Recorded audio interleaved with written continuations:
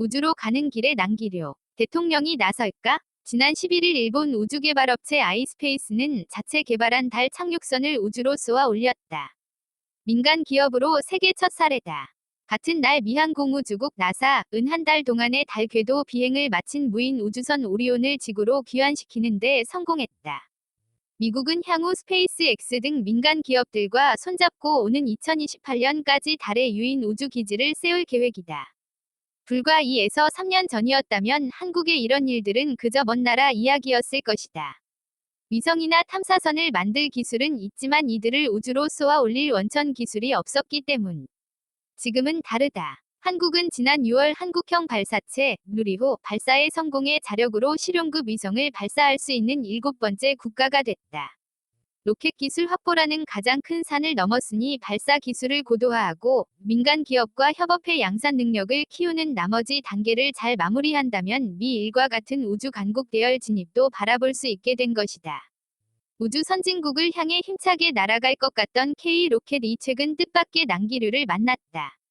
한국항공우주연구원 이하항우연에서 지난 7년간 한국형 발사체 개발을 진두지휘한 고정환 발사체계 발사업본부장과 오코남 나로우주센터장, 부장급 인사 5명 등 발사체 개발 핵심 인력이 줄줄이 사퇴서를 내면서 우주 개발 사업이 흔들리고 있는 것. 항우연이 최근 강행한 조직 개편안으로 발사체본부 조직이 사라져 연구를 수행하기 어렵다는 게 사퇴 이유다. 내용이 장기화될 조짐을 보이면서 당장 내년 누리호 3차 발사 등 굵직한 연구 프로젝트에도 경고등이 들어왔다. 항우연은 다음 달 1일 적용되는 조직 개편을 통해 엔진 발사대 등 기술 분야에 따라 팀을 나눠 운영하던 기존 방식에서 연구 사업별로 연구원을 꾸리는 매트릭스 조직 다른 부서에 속한 직원들이 프로젝트에 따라 한시적으로 팀을 꾸림으로 전환할 계획이다.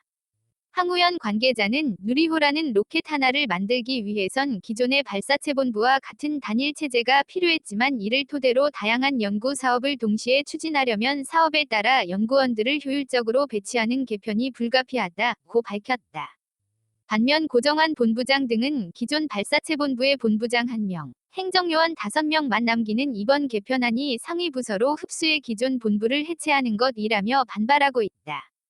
고 본부장은 과기정통부에 제출한 사퇴서에서 부하 팀을 폐지해 머리만 있고 수족은 모두 잘린 상태가 됐다. 며 향후 차세대 로켓 개발, 산업체 기술 이전을 완수하는 게 불가능하다고 주장했다. 항우연 내홍 사태를 두고 일각에선 고생한 연구진을 토사구팽한 것 아니냐는 비판의 목소리가 나왔다. 발사체 개발에 실패했다면 문책성 인사 조치가 당연하지만 발사에 성공했는데도 항우연이 충분한 의견 수렴 없이 조직 개편을 강행했다는 것. 하지만 본지 취재를 종합하면 이상률 항우연 원장은 지난해 초 취임 후 고정환 본부장과 수차례 조직 개편안을 논의했다. 고 본부장에게 발사체본부의 상위 부서인 발사체연구소 소장직을 제안했지만 거절당한 것으로 알려졌다. 고 본부장은 사퇴서를 낸 뒤 휴가를 떠나 연락이 닿지 않는 상태다. 항우연 내부 사정에 밝은 한 관계자는 당사자인 고 본부장이 나타나 입장을 명확히 밝혀야 갈등을 해소할 계기가 마련될 것이라고 했다. 항우연 안팎에선 이번 내홍을 두고 이미 예견된 일이라는 목소리가 많다. 발사체본부는 항우연 내에 있는 연구 부서이면서도 항공위성 분야와 다른 방식으로 운영됐다. 2010년대 초반 러시아 기술을 들여와 개발한 로켓인 나로호가 2차례 발사에 실패한 이후 정부가 직접 발사체 연구단을 관리하기 시작했는데 이때부터 발사체본부장 인사권을 과기정통부 장관이 행사한 것.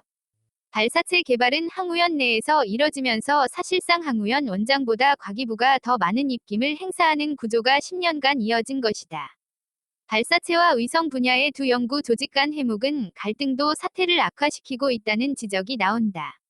항우연 출신 한 대학 교수는 항우연 내 영향력이 큰 특정 인사들이 발사체본부 인사권을 좌우하면서 항우연 원장은 그동안 반쪽짜리 기관장이라는 비아냥까지 나왔다. 며 항공 출신 전임 임철호 원장과 위성 개발을 해온 이상률 현 원장이 조직 개편과 인사 문제로 발사체본부 측과 갈등을 빚을 수밖에 없는 이유라고 설명했다. 전현직 원장들의 파워게임이란 시각도 있다. 한 전임 원장은 최근 자신의 소셜미디어를 통해 발사체 조직 해체로 내년 연구에 차질이 생겼다. 위성과 달리 발사체는 모두 국산화가 필요해 현재 본부의 팀 체제가 필요하다고 주장했다. 이에 대해 다른 전임 원장은 누리호가 개발될 때까지는 지금 발사체 본부처럼 원팀으로 가는 게 맞지만 그 이후 프로젝트까지 하려는 건 선배들의 노욕이라며 40대 나이에 발사체 본부를 맡은 고 본부장처럼 현재 실무 연구원들로도 향후 프로젝트를 충분히 꾸릴 수 있다고 했다. 황우현 내홍 사태를 풀 수 있는 방법은 없을까? 미국, 일본, 유럽 등 우주 선진국에서도 발사체 기술 확보 이후 연구 조직을 일부 손보는 경우는 있었지만 황우현처럼 갈등이 표면으로 드러난 사례는 거의 없었다. 그만큼 발사체 본부가 황우현 안에 있는 동시에 과기부 관리를 받는 기이한 구조에서 오는 부작용이 크다는 것이다. 한 정부 출연 연구소 고위 관계자는 이번 갈등은 황우현 내에서 풀어야겠지만 장기적으로는 비슷한 갈등이 반복되지 않도록 우주정책 거버넌스를 정비할 필요가 있다고 했다. 전문가들은 내년 설립 예정인 우주항공청을 외부 압력에 휘둘리지 않는 독립된 우주 컨트롤 타워로 만드는 게 시급하다고 말한다. 일본은 우주개발 초기 문부과학성뿐 아니라 방위성, 총무성 등 여러 부처의 간섭을 받았다. 이 때문에 연구 역량을 집중하기 어렵다는 비판이 제기되자 2008년 우주기본법 제정을 통해 내각부의 총리를 본부장으로 하는 우주개발 전략 최상위 기관, 우주개발전략본부를 설립했다. 우리로 치면 대통령이 직접 우주정책을 최종 결정하는 것이다. 미국도 우주개발총괄 기구인 나사를 창설하면서 CIA, 중앙정보부, 패드, 연방준비사회 수준의 독립성을 갖춘 연방행정기관으로 만들었다. 의회나 다른 부처의 간섭을 최소화하기 위해서다. 존 록스돈 미 조지 워싱턴대 교수는 최근 그의 저서 나사 탄생과 우주탐사의 비밀에서 한국 우주정책을 언급하며 한국이 우주활동 분야에서 주요 참여국이 되고자 한다면 무엇보다 독립된 우주 관련 정부 조직을 창설해야 한다고 썼다.